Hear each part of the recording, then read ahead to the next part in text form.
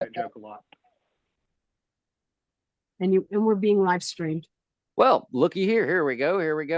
Ladies and gentlemen, boys and girls, children of all ages, welcome back to another episode of the Book Asylum podcast. I am the bearded one, the goat lover from way back, Jack Childress. Over here to my side is the bad wabbit himself. He better be careful with that because I do like me some aminals. That's the one and only Anthony Castro, coming to you from Puerto Rico. The man, the myth, the legend, Angel Ramon. Editor, creator, brilliant mind, beautiful person, absolute lunatic, Doc Freed coming in from the side, and my poet extraordinaire, now fiction writer extraordinaire, the one and only Kristen, Vincent, who's been holding things down, making sure these shows get put where they need to get put. This week on the show, we have, it says Jared, but we all know that's not correct. This is the one and only Vic Kerry. Dude, welcome to the show. How are you doing today, brother? I'm fine. How are you? Man, we're hanging in there, just trying to get to do this thing. Hear you just fine, coming right on through. Okay.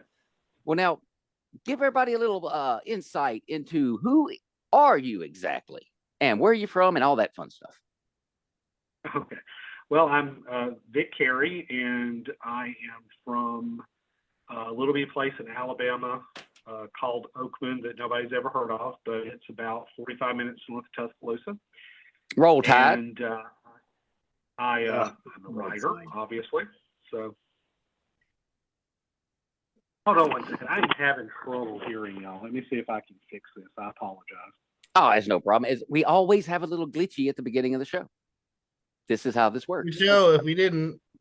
Yeah, it would completely fall off the rails, and we wouldn't even get the show done if we didn't have something weird happen at the first of the show. Yeah, just it never fails with technology. Well, now, in the meantime, while he gets rebooted and everything, what have y'all been watching and listening to here lately? Well, I'm actually reading a book by a debut author.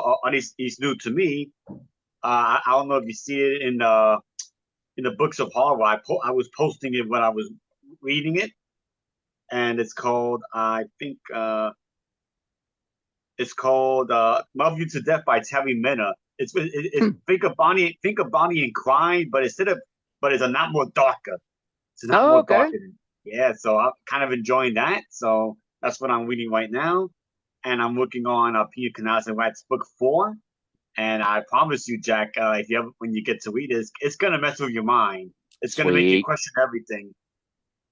Hell, I do that already, so it'll be a task easily undertook for me. Yep. Ain't got a lick of sense.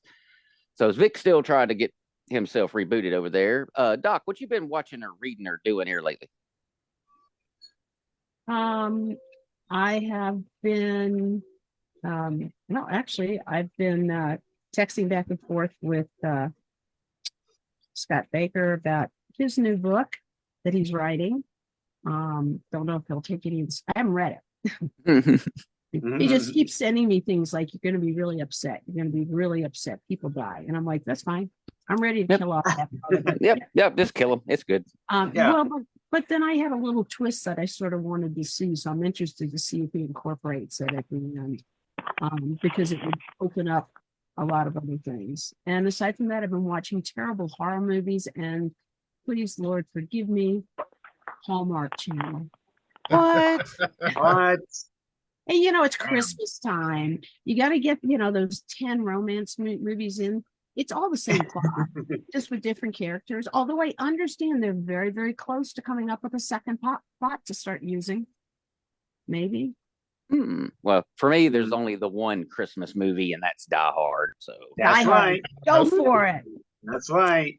I have a Nakatomi Plaza here with Hans Gruber that falls off of it every day. It's an advent counter. Oh, that's awesome. Neat. Yeah, you got to post that. Yeah, when it gets to the bottom, the tower, the top of the tower has an explosion on it and blows off. I love it. It's great. It is hysterical. One of my students brought it to me because I kept saying, this guy told me you got this, and that's my favorite movie. And you know how hard it is to find on the telly, although MTV is going to be showing it next weekend. but nobody else is like showing it. It's all on pay TV. Yeah. Trying to Yeah. make See, it- I it's actually own gotten the that movie, so popular that it's back on pay TV. It's like, are you kidding me? now are you a lunatic like I am that loves every single one of the Die Hard movies? Like, there's not a bad one to me. Like, I love them all. I wouldn't say that. No, the Die Hard 1 was great. Die Hard 2 was interesting. One It's and three are the ones I like. That's about it. Yeah. Now 3, you throw Samuel L. Jackson into something though. I mean, come on, Yeah. you know. but it just sort of got yeah. Now, which one was it? Which one was it where he took out the helicopter with a car, where he, launched the car off the little embankment at the tunnel and it just flew right into the helicopter? That's iconic. I'm sorry. That's just awesome.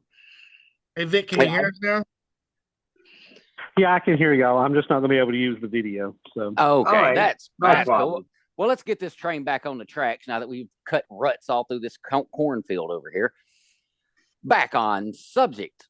So, Vic, my man, get back to telling everybody a little bit about you, and then let's get talking about how the hell you became a writer.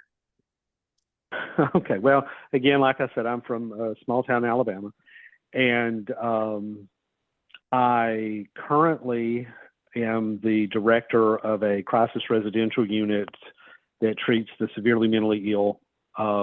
Once they come out of a hospital, try to get them to be able to go home. And before that, I was a teacher. And so I taught 7th and 8th grade, which is worse than anything you can imagine. And go ahead. Oh no, I was saying I can't imagine that totally. Yeah, he's got kids nearing that age. Yeah, It has it's an great training experience. for what you're doing now. In fact, what you're doing Well, now is I was- probably easier. I was actually a therapist on an inpatient psychiatric unit before I became a teacher, and then I left teaching to take over and be the director of this unit. So Okay. it was all just sort of, it's a very mixed match thing. So I have an incredibly long resume from everything that I've done. 4 or 5 pages, actually. It's a huge resume. Why did I become a writer? Well, it was to stay sane. That's the reason why, and that's the reason why I decided to write horror. It helps get out all the evil that I saw in the world, so to keep me from going insane. Same here. Well, man, doing what you do, I would imagine you've run into some pretty scary situations at times, right? Oh yeah, I've been shot at. Wow. I've been attacked more times than I even can remember.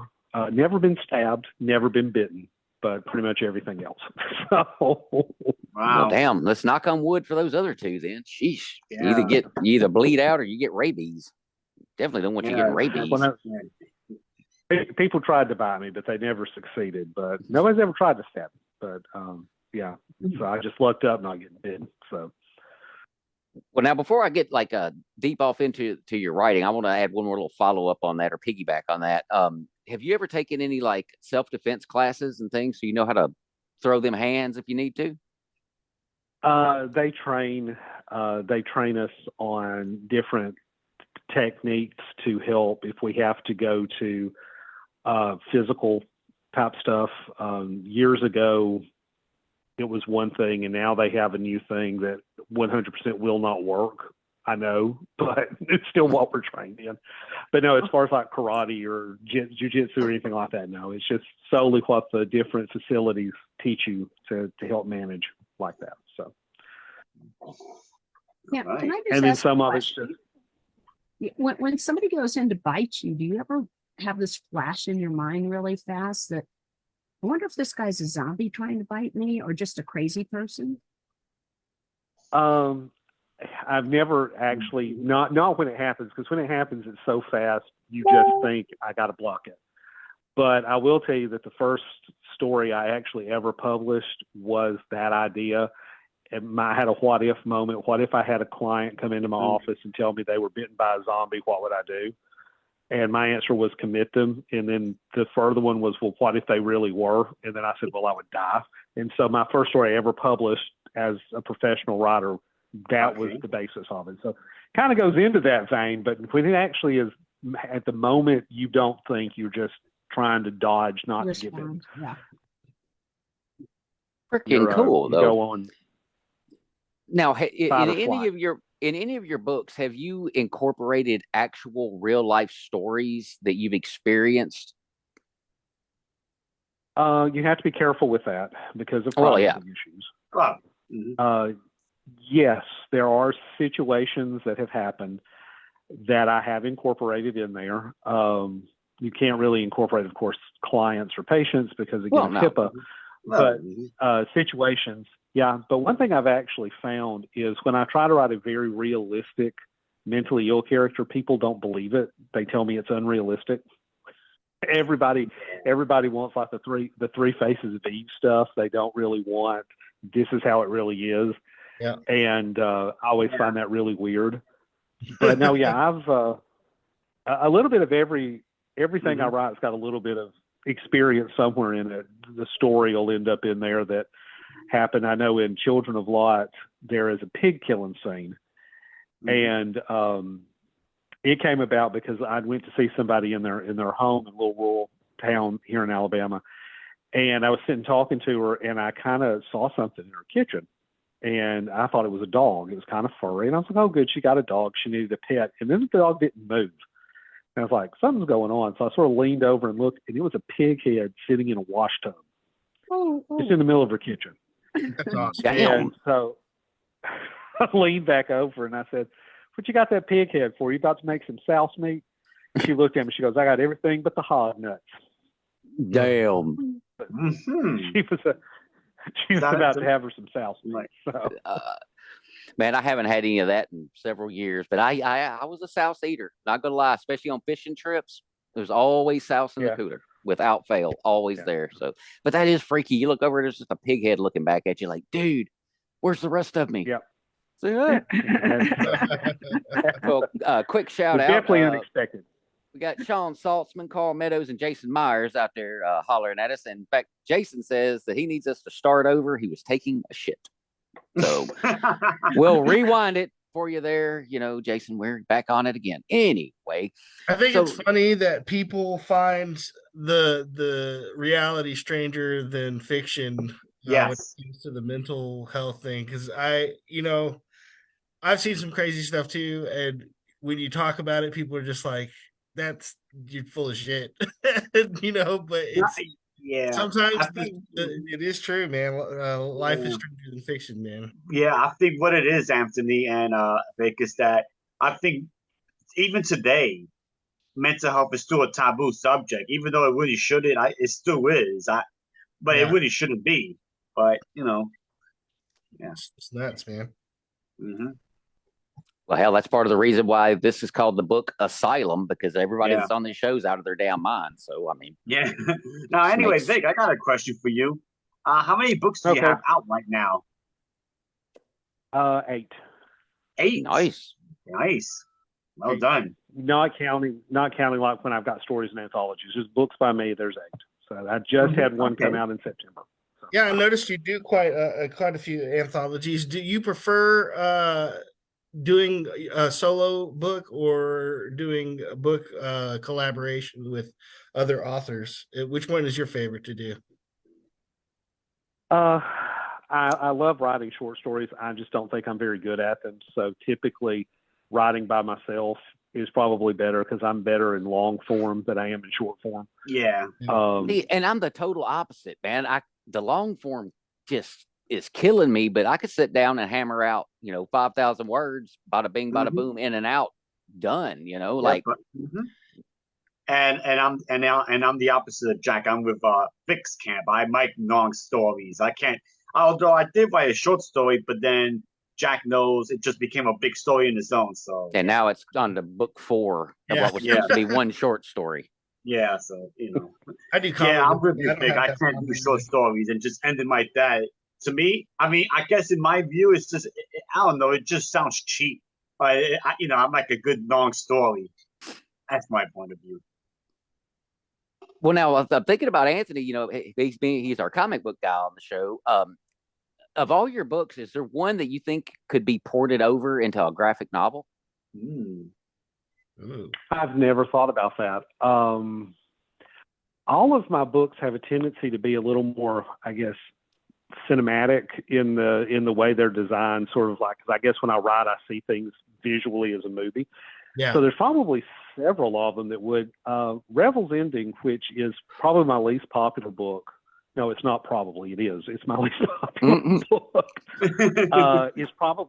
Is probably the one that would do the best because it's got a lot of sort of splashy stuff in it. It takes place at Mardi Gras, so you can, you have all the parades, and I could see it being very visually stimulating. But just some reason people just don't really buy that book very much. So, but it's my least popular. I think visually it would be good. I think Jubilee would be a good one. It would be good. It's kind of a shorter novel. It would be real easy to convert into like graphic novel form. So I think it's amazing how few authors ever think about that concept, turning one of their books into a graphic novel. It's like Chris Philbrook has Colony Lost, and I remember it was one of his lives, and I said, "Have you ever thought of making Colony Lost a graphic novel?" And he was like, "No." I was like, never crossed his mind. I mean, like people, authors really have like some really cool books out there that would be really, really good as graphic novels, but very few of them really think about that concept. So it's insane. Well, if you decide that you might want to get that one turned into a graphic novel, I know a guy. So right here. I mostly don't think about it. I just started yesterday trying to get adapting Colony Lost into a graphic novel. So I just started that yesterday. We'll see how it goes. I usually don't think about it because I just don't know very many people that draw. I'm always envious of people who can draw. I always wanted to be somebody that could draw, but I'm horrible at it. So, but I don't know a lot of visual artists. So I'm not that great either. That's why I get someone else to do it. Yeah, whatever. Shit, he learned how to use. He learned how to use that. He learned how to use that technology now. He can get out there and just move the pieces around and make it happen. Yeah. But man, one thing I've always loved about writers in general, which I have discovered recently, I'm not a writer per se, because it's a dedication to it. It's like you have to do it more than you want to do it. It's like you're compelled. Is that the same with you? Oh yeah, there's times when I just have to, sit and write. I'm not one of those people that writes every single day. I'm just not. Number one, I don't have the time. But when I am writing, though, I write every single day. So if I'm working on something, I work on it every single day because it is a compulsion.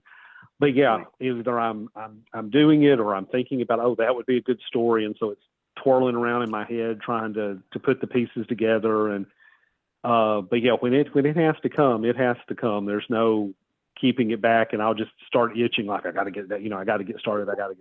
So. You keep a notepad or something like that nearby, because like when you're out and about, maybe at the store, you see something, it gives you an idea. You want to write it down before you forget it, or before it goes in one outside and out the other. I usually don't write stuff down. I have a really, really good memory, and so usually if I just see it, it'll stick in my head. Yeah. I'm actually more likely to forget it if I write it down because number one, I can't read my handwriting. So I'm an English teacher whose handwriting was so bad that I couldn't even read my own handwriting. So I say almost sounds like you should have went and been a doctor with the bad handwriting. Yeah, exactly. I worked with a lot of them. So yeah, now I wanted to piggyback off what Jack was asking about dedication, and I wanted to ask you, do you get that sense of guilt when you don't write? Do you feel guilty about not getting it done? Because I know I do. No, I don't. I don't usually feel guilty about it. I've been a therapist for a very long time, and so guilt doesn't really doesn't really exist. I'm sorry to get all therapy there. No, that's all right. That's all right. But, one of the things teach people is to not do shoulds, and so I try not to do them. So no, I don't feel guilty if I don't like. Okay. Okay. So now, to kind of go off of that, when you say to not should, that means like you don't tell someone, well, you should do this, you should do that, or you shouldn't do this and you shouldn't do that. Yeah, it's a very complicated thing. It's what we call malfunctioning thinking or stinking thinking, and it makes people feel bad about themselves and get guilt because, well, I should do this. Well, no, you shouldn't, kind of a thing. You should do what you're doing and try not to use that. But I've just done that so long that I just sort of naturally don't even think in shoulds anymore. Yeah. See, that's something I need to start doing is that exactly that right there. Because I will talk myself right into just feeling like the biggest turd on the planet, within like 30 seconds. It's like, you're talking, Jack. It's like, what? It's like, why did I do that to myself? Why did I just make myself feel so bad? It's like, it ain't nothing you do about it right now anyway. It's like, calm down. I always try to come from a place that everything happens for a reason. Everything happens because it's supposed to happen that way. And so no matter what happens, I just try to go with it. But at the same time, I do get those moments where I'm like, I feel guilty, Well, but if Sean is still watching right now, he could do this better than I'm about to do it. But in Javin's Still Alive series, he has a character named Smokes, and Smokes had a catchphrase that was like what he lived by, and it was, "You was always in the place you was always supposed to be." Yeah. Quacker. And that was the thing. You're always in the place you're always supposed to be. It's like you didn't accidentally wind up somewhere. And I've always thought, man, that's a great credo to live by. It's just getting myself to do it. Exactly. Saying it is one thing, doing it is another. And yes, that's pretty much my thought process is you're always where you're supposed to be. And it's just, you got to put that into effect, like mentally. Well, now, Vic, when as you've been writing over the years, have you ever written something that you actually, like, it actually got to you, like broke you up inside? Not really that I can think of off the top of my head. It's very, very hard for that sort of to happen to me in general. Again, it's from years of doing what I do. I compartmentalize things really well. But no, I've never just had anything when I've gotten done like, oh yeah, man, that was traumatic. Now I've written some stuff and I've said, shit, why did I write that? Okay, yeah, Like, that's pretty. I do that all That's the time. pretty messed up. But not really. I've never been upset that I've killed the character. I've never been, upset at the way something happened. Because I guess I feel a little bit like God, and I guess I'm the Old Testament God and just smite people. So, yeah. Well, hell yeah, I'm down with that. Well, let me ask you now, since I got Kristen here, who's obviously gotten cold now, she's now in full cow mode. Have you ever taken a stab at doing like poetry? I have. I am not good at it. Well, you need to send Kristen something that you've written poetry wise and let her be the judge of that, because she is amazing. She is amazing. I'm not that great. Yeah, cut it out, Kristen. Yeah, says the person with a book literally in a frame hanging on my wall back here. So now, Vic, I got an interesting question for you. Yesterday I made a post about a joke post about Stephen King influencing my life and making me, and this is why I write all the dark stories I write. Do you have any authors that influenced your writing? I've always been a big, can't think of his name. It's completely left me. Fahrenheit 4, Ray Bradbury. There it is. Ray Bradbury fan. I am in no way, shape, or form as good as Bradbury. I really liked Jack Ketchum's writing a lot, and I liked him just as a person. He was a nice guy. Okay. Sort of influencer. I've read King. I was never a big King person growing up. I don't think I even read my first Stephen King book until maybe I was 20. Wow. And I did read a lot of Poe. Uh-huh. was a fan of Poe, and Right. Some of the older classics. I read a lot of classic stuff when I was younger. It was horror, but like I read Frankenstein and Dracula and Washington Irving and that sort of thing. But it's just sort of as a modern sort of reader now. I did like Jack, still like Bradbury. My mentor and one of my writing mentors was actually Mike Arnzen, who is a poet too, which is kind of ironic that I'm not good at poetry. I really, influenced by him. Gary Bronbeck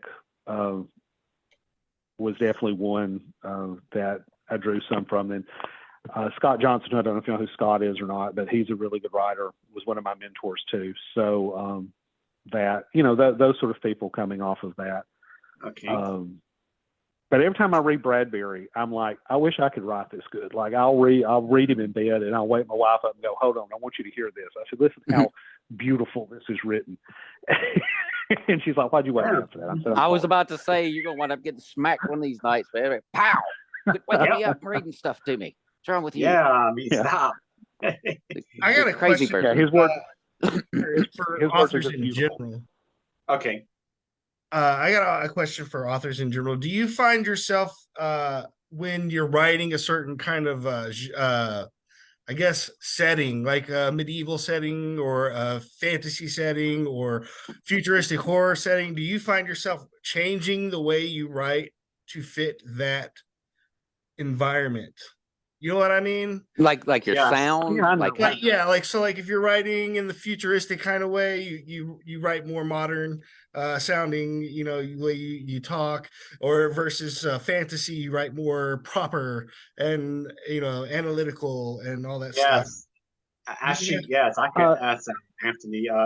If you ever get to read my historical fiction series, The Great Centurion, yes, I tend to use another words that we used back then. I also try to use some Latin words, that because they speak Latin back then. And obviously historical fiction is a big genre where you kind of have to write with the times. You can't just fit any word you want to fit in there. Yeah. So yes. Yeah, definitely. You have to keep in mind your time frame, especially because some words didn't exist like in 1945. Yeah. So you can't it's like when people shoot an arrow and they yell fire. That didn't come about till gunpowder. You lose arrows back in medieval times when people will say fire. It's like, what are you firing? There's nothing to fire, kind of a thing. Yeah, but no, I am very careful about that. And it'll even change. Like I write, most everything I write is in the South. Most everything I write is in Alabama. But if I'm doing like a real country person, completely different way I write them than if I'm writing somebody that's a city person, if you will. So yeah, you're gonna get definitely that distinction between those characters. So, well, quick shout outs here before we get going along. Let's see. Trish Gray said that is one of Kristen's favorites, Stephen King. Dungeon Dan, who is having to be on call today, so that's why he's not here. Otherwise, his ugly mug would be on this screen along with our ugly mugs. Yeah, we miss him. But he says, love Doc's background. Hello, London Blue. She's out there watching. And then Trish said again, I love the background with all the framed books. Love it. So do I. Yep. It's We all do. fantastic. Going to be getting me a Vic Kerry to stick up there at some point now. Got to make it happen. So let me ask you, man, do you have any like hobbies that you do that might surprise people? Like for me, it's this. This is my thing. I think when people find out that I write horror, that's a big enough surprise for them because you don't expect your therapist to be a horror. Yeah, right. Well, I'd be like, oh, you're surprised I write horror? Well, you're my inspiration. Yeah, that's sort of the thing. I've started recently running, which I think people might find that kind of amusing because my fat ass running anywhere. But I feel you, man. I really well, when you're running, do you listen to audiobooks or do you listen to music or combination of both? I listen to music. I can't run listening to an audiobook because I need the music to force me to run. Yeah. So, Right. So now, what do you listen to then? What kind of music are we cranking up in the Vic Kerry headphones? if I'm running, it's a little bit of everything, but I do usually stuff that's fairly fast paced. So I'll have like one of my mixes has like Ozzy Osbourne and Guns N' Roses, but it also has that disco singer Sylvester saying "You Make Me Feel Mighty Real." Oh wow! Just all kinds of CNC Music Factory going to make you sweat. So it's just constantly weirdly changing over. But to me, it has to be about a rhythm, sort of. So I have to do that. But if I'm just listening to music, I'm a huge fan of '90s alternatives because I'm a '90s. I was a teenager in the '90s, so I'm a huge '90s alternative sort of person. So yeah, there'll be Nirvana and the grunge and the grunge stuff definitely is in there. So I say plus stuff there. Okay, now just so we could get the room set here, you are how old? I am 44. Okay, well you're only 4 years behind me, so yeah, that works. Okay. That time frame fits out. Okay, I'm still the second oldest person here, but that's okay. That's fine. It's okay. Well, Thanks it's for unusual reminding me. because usually I'm the most oldest person in the room. So Yeah. especially when you're Funny. a teacher, you're the oldest. Yeah, so person in the room. it's funny how that works. At one point you were the kid sitting in class with the teacher up there, and you're just thinking, "Oh my God, I got to get out of here." And now you're the person up there looking at the kids and thinking they're probably all wanting to get the hell out of here right now. Yeah. The cycle continues. So now, as a teacher, have you had anything like a particular student that you feel the most proud of that you saw a great change in as you've watched them through their development? Oh yeah, there's been several kids that you sort of do that. Unfortunately, I quit teaching to take the job I have now, but before that, I taught at this school. I had the same kid 4 years in a row in the same grade.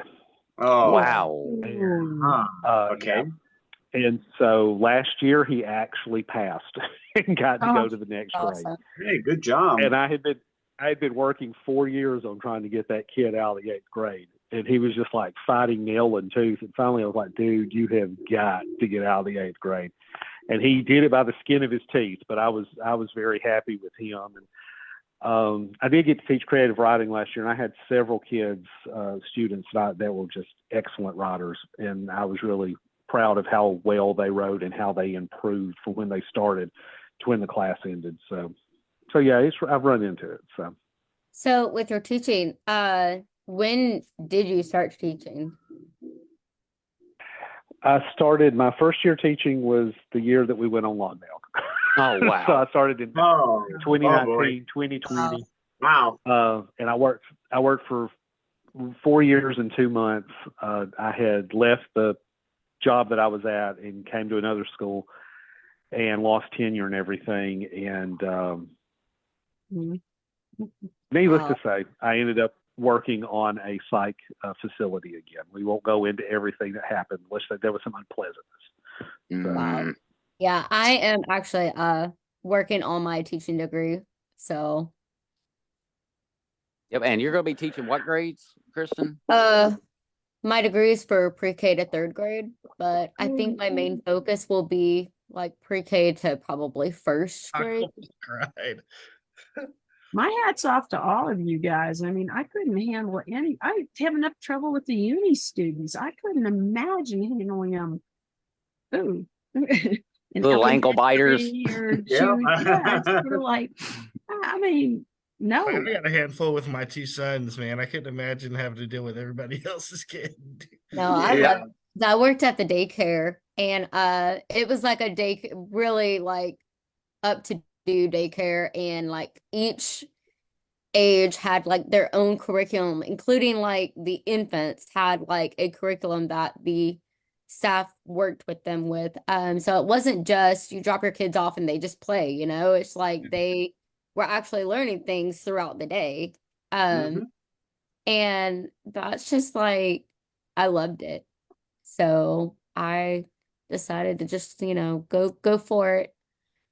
So More power to you. I just, ooh. I I mean, mean, I can't imagine the young versions of some of the problem children I see that are seniors in university. I Yeah. can't imagine them in the working world. I mean, it's like, oh my gosh, they're going to graduate and start working. Oh, No, they ain't. well, no, that's the problem. You know, we need so many people. Yeah, they'll be out there working, but they won't be working very is, good at it. yeah, working is something that there'll be a warm body out there. I was gonna say, make sure you double check your bag when you pull away from the window at McDonald's, because those Right. fries might not be in there. Right. Yeah. Or they might be really, really cold. That too.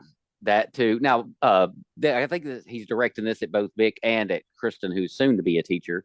But he said having the Book Asylum crew in your class would be a nightmare. Oh, He ain't wrong. He ain't wrong. If Well, you I took mean, all but of us look who's as singing kids, it, Jack. It's Dungeon True. Dan, so I True. think he's self-aware. very self-aware, Yeah. very self-aware. Oh, and hey, Dan, meh, Oh, there you go. There goes the eagle. got the eagle. no. So, Vic, what was your latest book that you released? It's I Alone.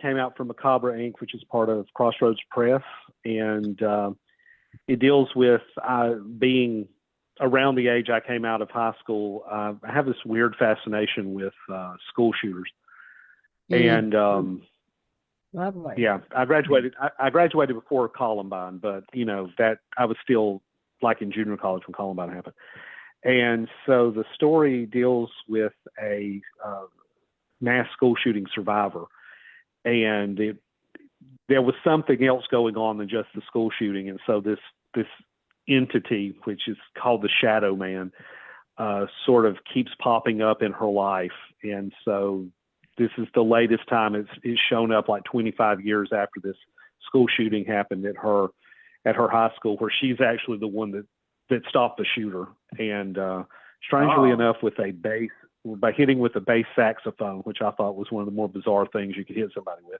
That's cool. But, Yeah. So it's not the most bizarre thing in the story, but it goes from there, and they end up back in Alabama at the school, and like they give her the saxophone as a gift, and anyway, so this creature's sort of following her and trying to ruin her life, and it's her trying to stop it from ruining her life any further or harming her son, who she has a 16-year-old son in the story. So that's what it's about. I don't want to give too much away in case. Oh, I was gonna say, somebody yeah, actually wants to read it. because you've actually got me quite intrigued, because it's obviously a different thing, but it kind of has that It Follows kind of vibe to it, like something from the past keeps tracking someone down, and going after them. And dude, I like that kind of stuff. That's the eerie, and you don't get a lot of that, with horror nowadays. Nowadays, it's pretty much, gutting and killing and slashing and stabbing and ripping heads off and, throwing poop against the wall, stuff like that.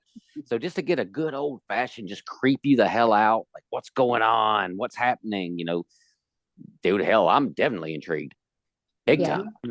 Well, I hope it does that for people. I like writing it.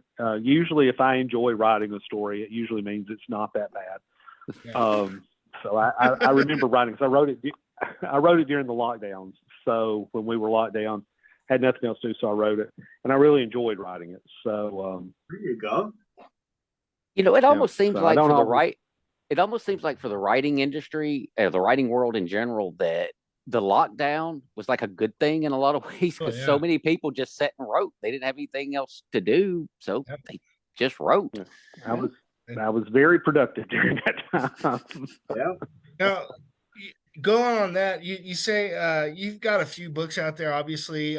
Do you have any that you don't like as much as the others, but people prefer? I guess it'd be the equivalent of somebody writing a song and saying that's my worst song on the album and everybody loves it. You know what I mean? Yeah. My least favorite book that I've written is actually the least selling one. It's that one I mentioned, Revel's Ending. I don't like it because I don't think it's a bad book. It's just, it took me so long to write it, and I did so many drafts. I think there was like 15 drafts of the thing. I don't remember. It was an insane amount. And I tired of it. But people who read it like it. And they say, well, a lot of them say, well, that's my favorite one you've done, ever. I know, I think it's my stepmother-in-law who says that's the favorite one that I've written. My wife likes it really well too. And I can't stand it. And I think maybe that's the reason it doesn't sell very much. It's just like when I'm at shows and stuff, I really don't push it. Yeah. And then there's this one. Yeah, well. You're going to slide it back on the table like, It's a thing I did. Yeah, it's a book I wrote, but yeah, like I usually, like, if I do a show or something, I carry like 2 copies because I might sell one, I might not. So it's not one of my ones that perennially sells, but that's definitely my least favorite. But it is just because it took so many drafts that I was just so tired of the stupid thing that I don't even want to think about it. Well, bad job by me for this question I'm about to ask, because I should have thought to look it up before we actually got on the show today, but I didn't, because that's me. Do you have any of your books on Audible? I have one book on Audible. Sweet. It has an old memory, and it's actually set in the 1950s and the 1990s. So it's I guess, quote unquote, historical, because the 90s is now 30 years ago. Oh, shut up. Yeah, I know that hurts me to say that. It hurts all of us, Winnie. Children. The person who reads it is excellent. I really like the reader. I can't remember his name right now, but I ended up, because I never read my stuff when I get done with it. I put it on the shelf, and I don't ever read it again. But I did listen to that one because I wanted to hear the guy reading it, and I really did enjoy. He did a good job with it, and but if you it does deal, I always trigger warn it a little bit. It does deal with 1950s Alabama, which of course means racism. Oh yeah. So and segregation and stuff like that. So I always try to preface that because I know there was one criticism of it, and I was like, but that's the way it was. That's exactly. Yeah, it's the truth. Got to keep it true to I'm sorry times. that So it's not cleaned up for you, but that's the way it was. So I was, looking at your books and everything, and I'm curious, with the book covers, Mhm. do you use the same person, or do you do them, or how does that work? I love I do them. not do them. They all look like they're done by the same person, except for Children of Lot, which doesn't look like any of the rest of them. Actually, no. I do have an aesthetic in mind when I do book covers, and 3 of them are by the same people. So Decoration Day, Revel's Ending, and Jubilee are all by the same guy, and I don't actually think he does them anymore. Then, As an Old Memory and I Alone are by David Dodd at Crossroad Books. But again, I have an aesthetic, and if they send it to me and it doesn't match what I want it to, I say no. You got to fix it. This is what I want it to look like. I hear you. And so I want them all to look similar, just sort of as a branding thing. Like I said, Children of Lot is a completely different one. It was my first book, but I will say, it doesn't matter where I'm at, I get the weirdest stares when people look at that cover because of that dead pig on it. That is a cool cover. Even I love it. even at horror shows, like hardcore horror shows, I'll get the side eye from people. Kind of like, what's up with that? And I think that's incredibly weird because one of the bigger horror shows that I have a tendency to go to is the Nashville Tattoo and Horror Convention. I think it's got a different name. But like, there's some hardcore people there, and they side eye that every time. Like, man, you're a weirdo. And I'm like, well, Yep, here's what it is. Sells a lot of books. Well, all right, first off, I want to say, so I don't forget to say it later, the next time you come up for the Nashville convention up there, let me and Kristen know, because we're in shouting distance of there, so we can hang out. All right. Well, actually, my wife is my wife's actually from Nashville, so her dad lives there. Her brother lives right outside in Spring Hill. Oh, and her mom is going to be moving. Murfreesboro. So we're going to be coming into that part of Tennessee a lot more frequently than what we have been. So, Oh wow. Well, Okay. hell yeah! I had to get you up here to Gallatin, man, to go grab some breakfast at Mary's place or some Top Hog barbecue out this way, man. Shit.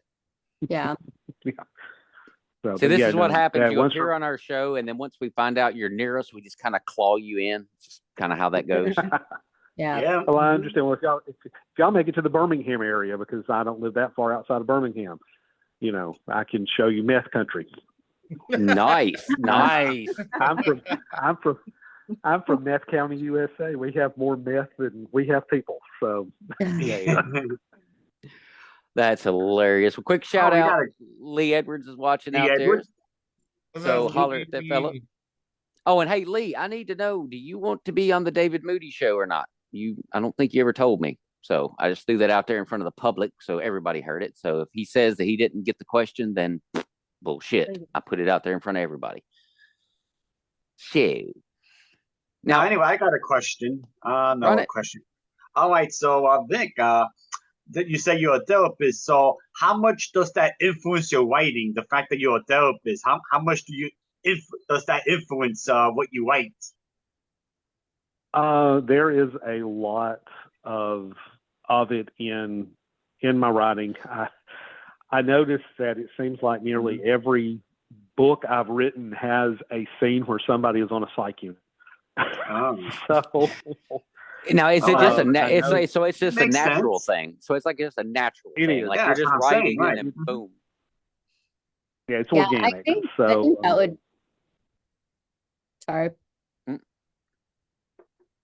why now? I didn't hear what you said.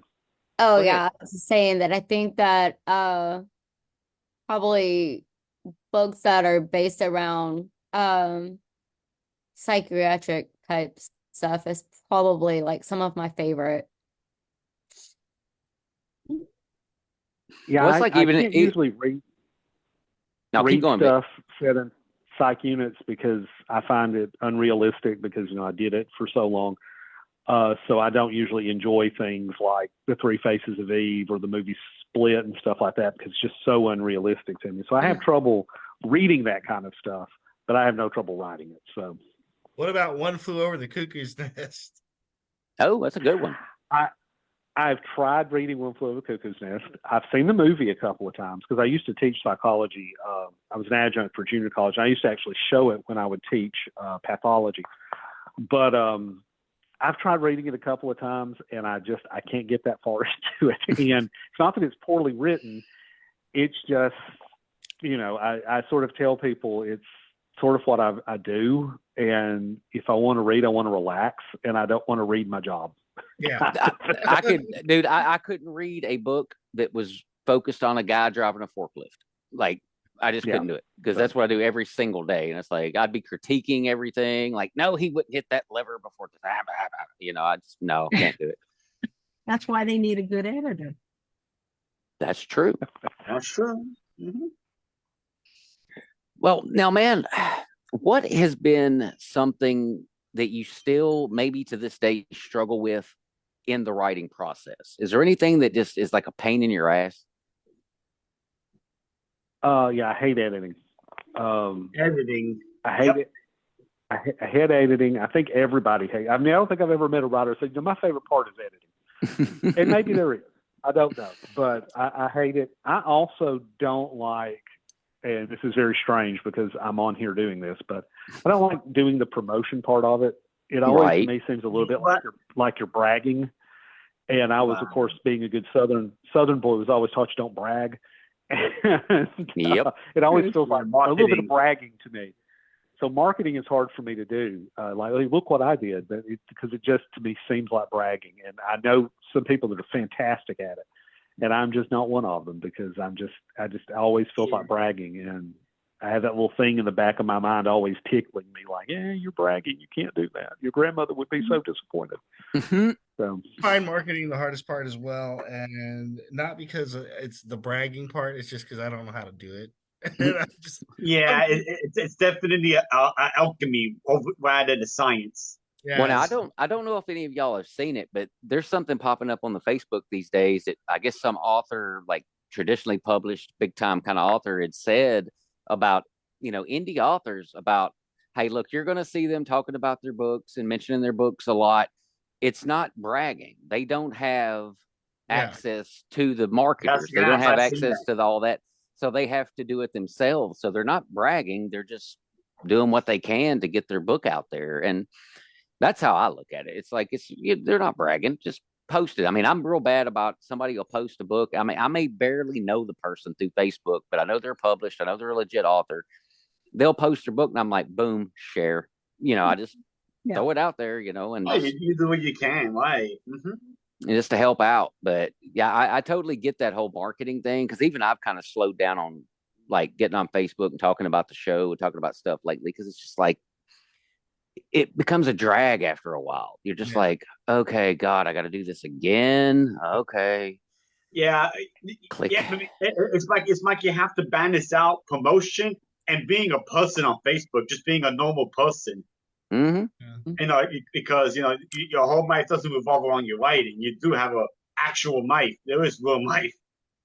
Yeah, and it takes up so much time. It's like you gotta make your little ad, and then you gotta find the audience for it. You gotta put it here, put it there, put it, and you gotta do promotions, like go on podcasts. I do signings, and stuff like that. And it takes a lot of time. I mean, I think it takes more time for me to get my book out there than it does for me to write one.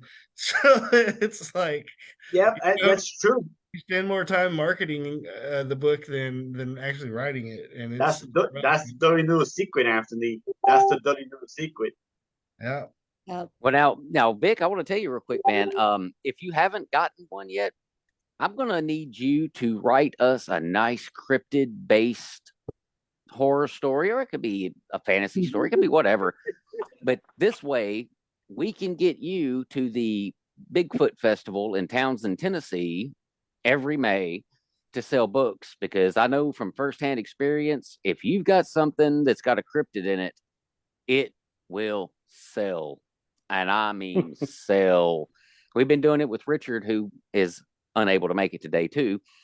His Wild Eyed Southern Boys series. Great series. Dude, we get there, we sit down at the table and people are coming up and just scooping these books up. But in order to get a vendor table, you have to have cryptid related or Bigfoot related merch going on. So you got to have the book. Get the book, make the book, Vic, do the book, be there. Do you believe in cryptids, Vic? Well, I mean, I've never. Well, let me see. I'll tell you a story. Nice. So years ago, I worked outpatient in Fayette County, Alabama, and it's even more rural than where I live. And my partner's name was Ashley. We would go out and see people in the community. So we'd gone out to this house, which, by the way, looked like the Texas Chainsaw Massacre house. The first time I ever pulled up there, I got on the radio, said, "Guys, if I don't come back, I'm a lampshade." And it was way down this dirt road, and I mean, but anyway, so that day we weren't able to drive down the road because it rained, it was muddy, we couldn't get the car down, so we'd walked in. When we got there, this little kid's hanging on the porch and he yells at his mama, "Mama, the damn welfare's here." And we go in. It ends up as a meth lab. Oh God! And my partner was very nosy. She goes, "What's he doing?" I said, "Come on, we got to go." She goes, "What are you doing?" I said, "Come on, we got to go." And finally, we were on our way back. She was like, "What was he doing?" I said, "He was making meth." He goes, "Okay." So we get in the car, and I'm motioning her to back up, and she's backing up. Well, these two dudes pull up behind us in like this beat up car, and they got on like biker do rags, and she starts yelling at me like, "They've got on do rags! Get in the car! They've got on do rags!" I'm like, "Why are you so scared?" So she pulls out. She always drives about 80 everywhere. So we're driving 80 down this dirt road, and there's this pasture to the right, and it's full of goats. And I look over there, and in the middle of this pasture with these goats is this little squat, hairless, fanged-looking thing. Oh. And I said, I'm not saying anything. She didn't see it. I didn't see it. It's not there. And as soon as I told myself that, she goes, "What the hell was that thing? Did you see that thing? What the hell was that?" I was like, "Actually, it was Chupacabra." Chupacabra, I was going to say. Chupacabra, yes. Wow. I saw Chupacabra. Man. Well, there's the book you need to write. There it is, right there. I don't know what it was. but it looked like every picture I've ever seen of chupacabra. That's what it looked like, and so that's Yep. my chupacabra story. So, Oh, yeah. Well, shouldn't be any Yeah. secret to anybody, but I would love to have a pet chupacabra just running around the apartment. You know, look at the little I got guy. 2 of them that live with me. Eating all the food in the place. Yeah. Okay, and Dungeon Dan just said squat hairless fang thing refers to Jack's cat. Oh, Boom. Of course he forgets that the cat actually has hair, Dan. It's the dog that don't. Just, Oh, speaking don't. of which, where is that little asshole? Never And like then, it when the chihuahua's on the loose. And then Jack, and then Dungeon Dancer said, "Oh, a goat without makeup." Yeah, they got to have lipstick at least. I'm sorry. It's a rule. It's a rule. I don't write them. I just follow them. I go by them and all that. Well, guys, this hour once again has flown by, and Yeah. we are closing in on the ending of another fantastic episode. Big dude, you were awesome. I'm sorry with Yes. the phone thing. Maybe the next time we have you on, because definitely plan on having you on again. Maybe we can get you where you get the full on camera view and the whole 9 yards and have fun with that. Well, I That way apologize. It's just the Wi-Fi is out here, so I couldn't get on Oh. Wi-Fi. Yeah.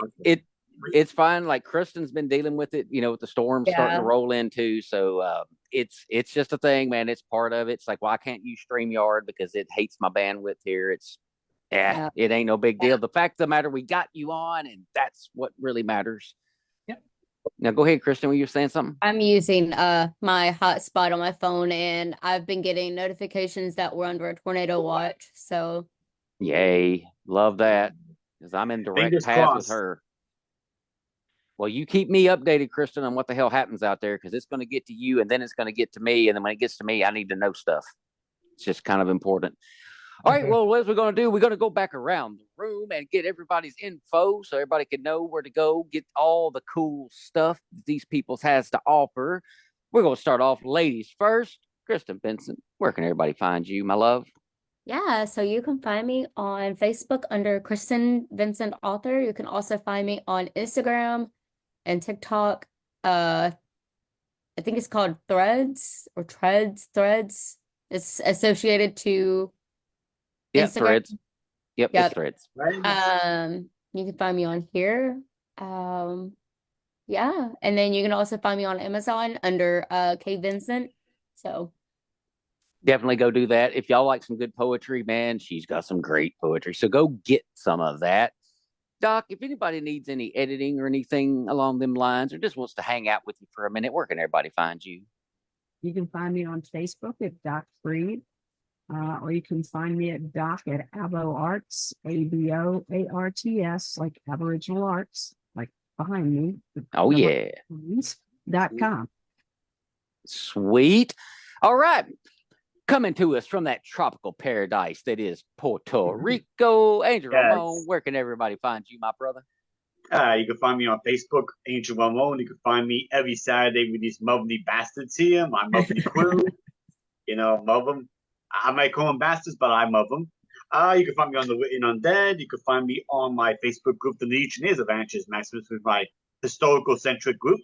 And you can find me on Amazon under Angel Ramon. And I will be Pina Canals and Rats 4. Should be out maybe late February, early March of 2024. And that'll be ending that particular series. Sweet, dude. That has been a fantastic ride too, man. You did the right thing by jumping back into horror, man. You just got a Yes. touch for it. You've got a touch for it, man. You just do. Yes, I did. All right, Wabbit. Where the hell can everybody find you? Well, right now, you guys can find me at dmwcomics.com. You can find me at DMW Comics on just about every platform, Instagram, YouTube, Facebook. On Amazon, I have digital copies of my first book, Bad Wabbit #1, Friends. Yeah, and you can find that on there. I'm trying to get the physical copy. DJ Cooper's helping me out with that. She's on vacation right now, so we're going to get back on that when she gets back.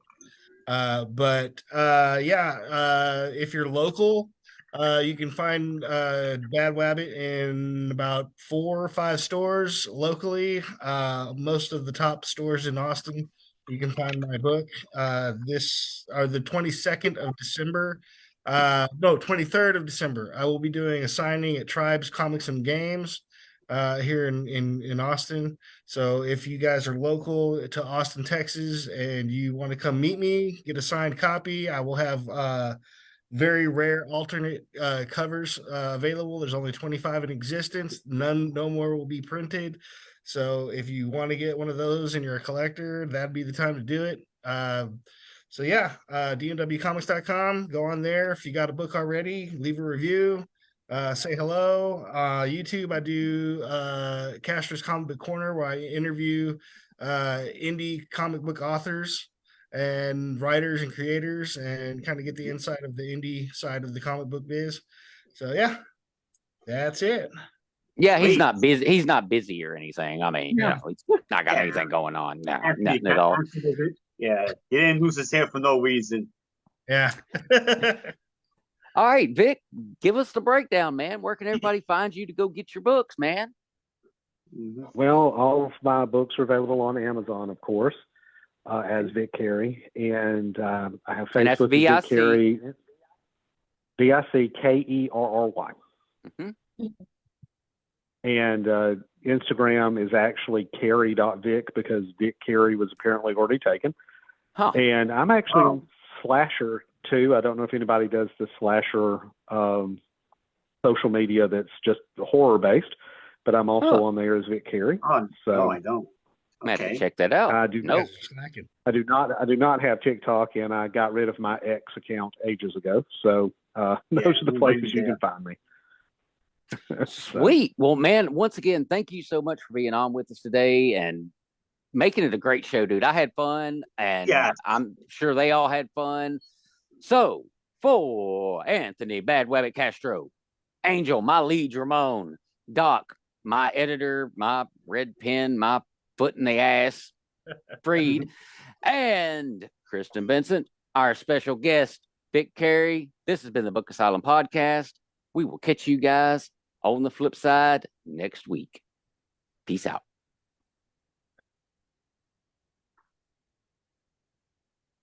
You got to end it, Kristen. Don't laugh at me.